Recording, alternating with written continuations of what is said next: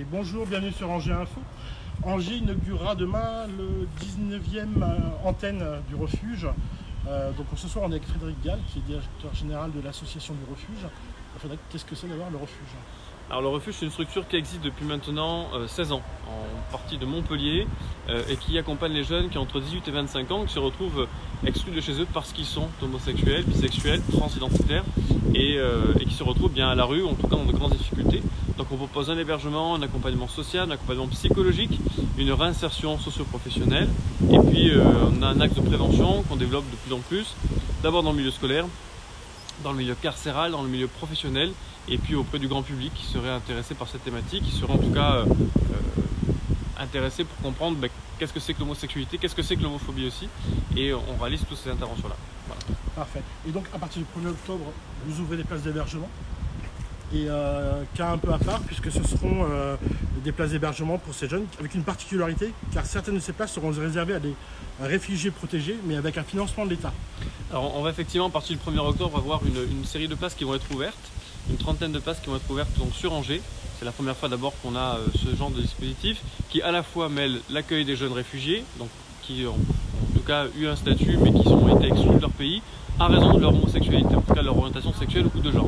Et la première fois que ça va pouvoir s'installer dans une ville comme Angers, on va le mettre avec bien sûr la délégation du Maine-et-Loire qui va être là pour pouvoir être un partenaire bien sûr privilégié, puisque les jeunes de la structure des jeunes réfugiés seront des jeunes eux-mêmes issus de la structure du refuge au niveau national.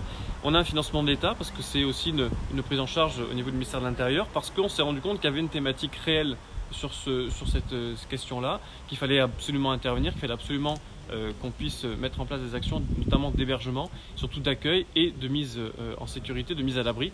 Et c'est ce qu'on va faire sur la délégation d'Angers et on en est ravis.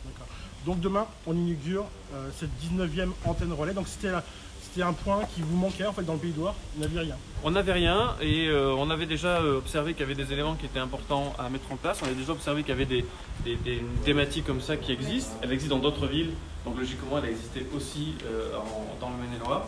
Et on a voulu pouvoir s'implanter. Donc on est d'abord passé par des petits relais par-ci par-là. Et puis on a eu aussi une équipe réelle, sérieuse, qui s'est affirmée, qui a regardé un petit peu sur le terrain. Il y avait un vrai diagnostic qui...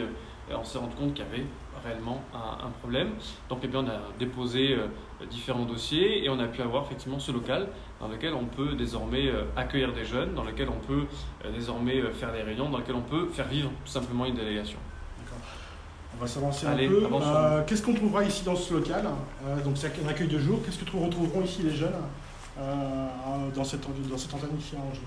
D'abord, ils trouveront un accueil, très clairement un accueil mis à l'abri, tout simplement. Ils trouveront ensuite des professionnels qui vont pouvoir les accompagner d'un point de vue social, d'un point de vue d'insertion professionnelle. Ils trouveront aussi des professionnels de l'aspect psychologique, puisqu'on a aussi des psychologues qui vont intervenir.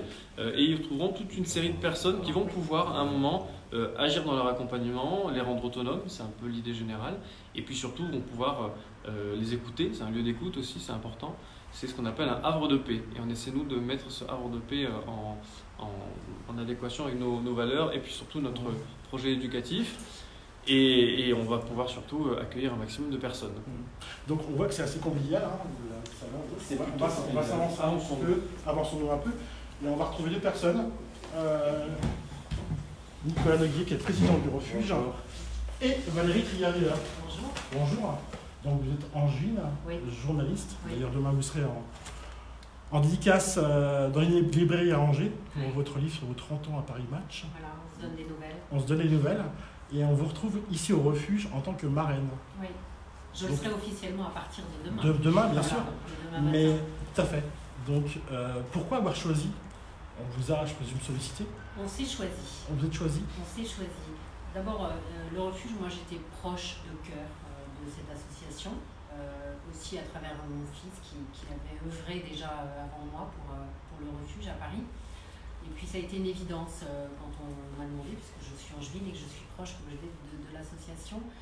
Et si j'avais eu la moindre hésitation, quand on voit toutes les agressions homophobes ces derniers temps, qu'il y a eu à Paris et partout en France, mais beaucoup à Paris, je me dis qu'il faut faire des actes forts pour montrer qu'il faut lutter contre l'homophobie. Et c'est ce que fait le refuge en accueillant des jeunes qui sont chassés chez leurs parents du fait de leur homosexualité.